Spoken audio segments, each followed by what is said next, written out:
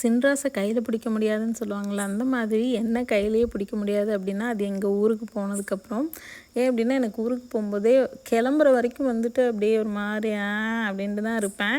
கிளம்பிட்டேன் அப்படின்னா அப்படி ஒரு எக்ஸைட் ஆயிடுவேன். அங்கே போயிட்டு வீட்டுக்கு ரிட்டன் வர்ற வரைக்கும் அந்த எக்ஸைட்மெண்ட் இருக்கும். அந்த ஒரு ஜாலியாக அந்த ஒரு வைப்லேயே தான் இருப்பேன். ஏன்னா பிறந்து வளர்ந்த ஒரு ஒரு ஒரு ஃபீலிங் நம்ம ஊருக்கு போனாவே ஒரு ஜாலியாகிடுது. எதுவுமே வேண்டாம், அந்த எங்கள் ஊர் சிக்னல் தாண்டினேன் அப்படின்னாவே அந்த கரூருக்குள்ளே நுழைஞ்சிட்டோம்னாவே ஜாலியாகிடுதுங்க. அதுக்கப்புறம் இப்போ புளியூர் வந்துட்டோம். கொஞ்சமாக ஸ்நாக்ஸ் பெரியம்மா வீட்டுக்கு போகிறோம். குட்டி பாப்பா இருக்கான்னு சொல்லிட்டு கொஞ்சமாக ஸ்நாக்ஸ் வாங்கினோம். அதுக்கப்புறம் வீட்டுக்கு கிளம்பிட்டோம். இதுதான் நம்ம அண்ணா இருக்க வீடு. ஸோ அண்ணா வீட்டுக்கு ஃபைனலி வந்தாச்சு. வந்ததுக்கப்புறம் பார்த்திங்கன்னா பாப்பா வந்து கல்யாண பொண்ணுக்கு இப்போ ஒரு கல்யாணத்துக்காக தான் வந்திருக்கோம். யாருக்கு கல்யாணம்லாம் நான் அப்புறம் சொல்கிறேன்.